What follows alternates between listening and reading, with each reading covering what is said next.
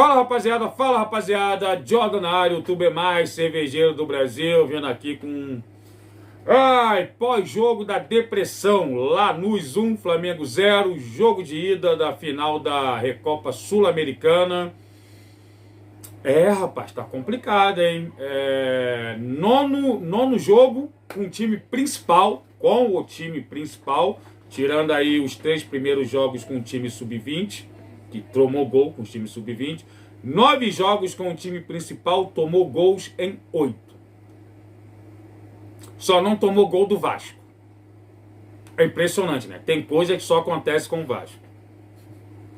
Flamengo toma gol de todo mundo, pega time bom, perde. Do Vasco nem gol toma.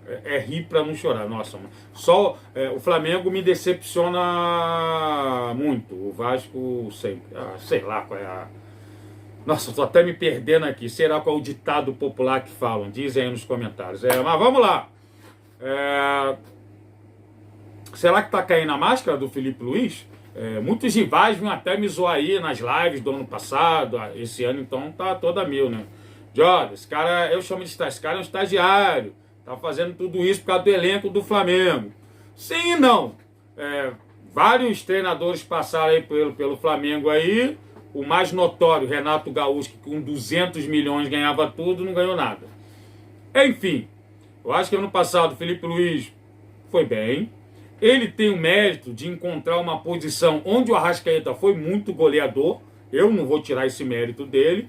Mas tipo assim, algo que eu reclamava desde o último semestre é que o Felipe Luiz é muito monotático. Ele sempre começa ou joga ou gosta do 4-2-3-1. Tem que ter 2 volantes, um meia ali, que geralmente fica muito isolado, os 2 pontas abertos e o pobre de centroavante ali sozinho, sofrendo no mapa da fome. Para a bola chegar nele, às vezes complica muito.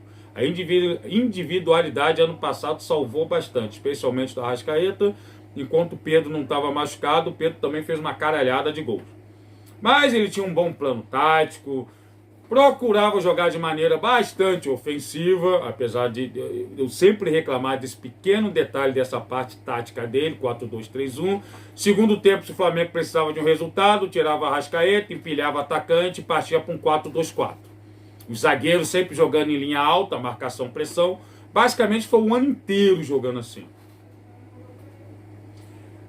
O que aconteceu esse ano? Pra mim, acho que é meio óbvio. Desde os primeiros jogos ali contra São Paulo e Fluminense, eu comecei a falar isso.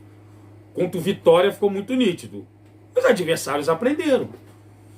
Sobe um pouco a marcação, atrapalha a saída de bola do Flamengo, que o Léo Ortiz não voltou bem, Alexandro não voltou bem, que faz a saída de bola.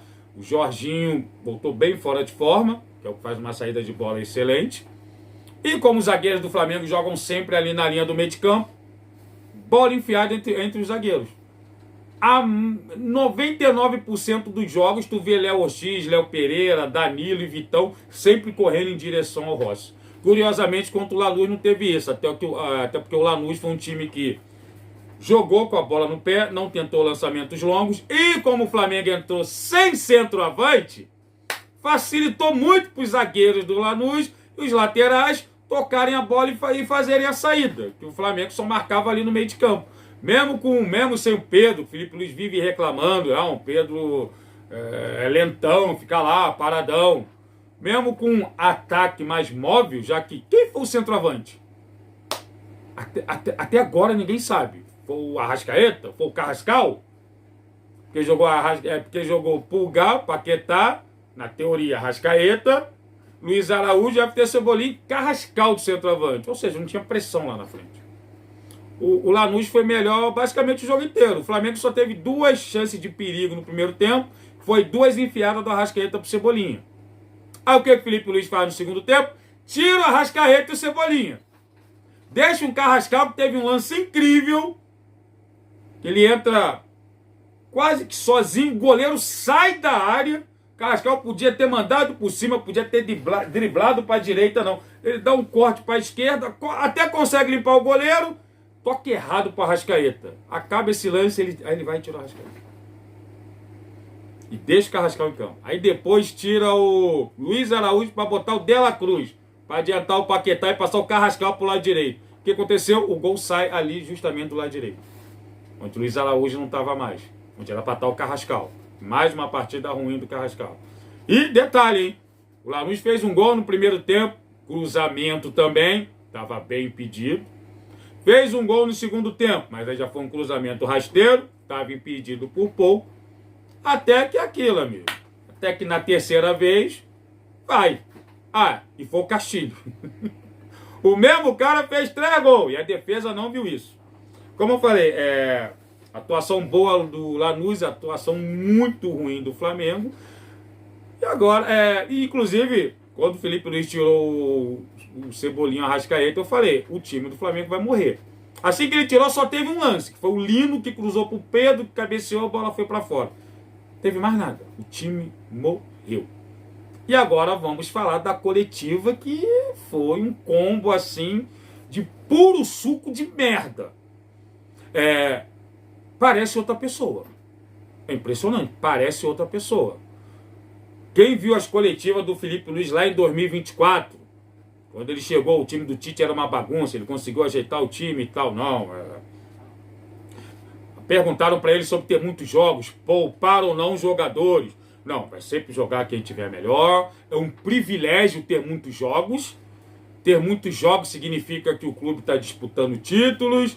2025, começou a mudar um pouquinho o discurso. Não, é jogo atrás de jogo, a parte física atrapalha. Aí chegamos nesse ano, em 2026, onde ele está totalmente arrogante, onde ele dá resposta onde só ele sabe tudo, os outros não sabem nada. Ontem foi o auge. O auge. Não, que o gramado estava muito seco e estava ventando muito. Sim, moção, ele falou isso. Estava ventando muito. Daqui a pouquinho ele vai falar que a bola é redonda, que o sol está brilhando, que a noite é escura, que tem torcedor na arquibancada, que o adversário tem um goleiro. Depois veio com outro papinho. Pedro e Arrascaeta não podem jogar juntos. Por isso, quando eu coloquei o Pedro, eu tirei o Arrascaeta. Sendo que, eu falo isso aqui desde o ano passado, a maior associação do Pedro é com o Arrascaeta. Porque como o Flamengo joga com esses dois pontas abertos, geralmente são sempre inúteis. O Cebolinha e o Luiz Araújo são menos inúteis, que ainda cortam e chutam. Só que ontem o Luiz Araújo foi totalmente inútil. Os caras não associam. Tu não vê os pontas do Flamengo tabelar com o Pedro. O único que faz isso é o Arrascaeta, que é um meia. Aí falou que não dá pra jogar por causa da parte física, coisa e tal. Ok, o gol sai no lance ali que o Pedro até tenta dar um carrinho. Não, o Pedro dá um carrinho, consegue tocar na bola, mas tinha um buraco do lado direito da defesa do Flamengo, como eu falei. O Varela tava marcando um outro jogador lá. Cadê o... Era o Carrascal tá ali para ajudar. Não tava. O Pedro ainda dá um carrinho, não consegue fazer o desarme completo, cruzamento, gol. O Arrascaeta no primeiro... Não, foi no segundo tempo. Antes de sair. O jogador passa pelo Alexandre como se não fosse nada. O Alexandre sai catando o cabo. O maluco quer sair na cara do Rossi. O Arrascaeta volta correndo, faz um desarme. No jogo contra o Botafogo, já tinha me chamado a atenção também, o Pedro dando carrinho na defesa. O Pedro ainda está mal, tanto tecnicamente quanto fisicamente, mas eu vejo ele se esforçando. Segundo jogo que eu vejo ele dando carrinho e desarmando. Arrascaeta também, como assim não podem jogar junto? Então começa com eles, quando cansarem tira, porra. Voltou com esse papinho de novo. Aí tem a cerejinha no bolo de merda. Falou até em castelhano, portunhol. Perguntaram lá sobre o lance lá do Vinícius Júnior com o argentino. Falou que foi um caso isolado. Veja aqui, eu não sou desse que vou condenar todo um país por causa de alguns babacas. Pô, o Flamengo tem um Rossi, um argentino que eu amo, é um argentino. São Paulo tem o Cadieri. O Vasco até pouco tempo tinha o Verratti. Pelo pouco que a gente vê dos caras, das entrevistas, como eles se portam em campo, aparentemente você vê que são caras do bem, argentinos. Eu entendo você não criminalizar todo um país. Eu entendo isso. Eu sou um aqui que não faço isso. Não faço vídeo falando sobre isso. Ah, argentino, não sei o que.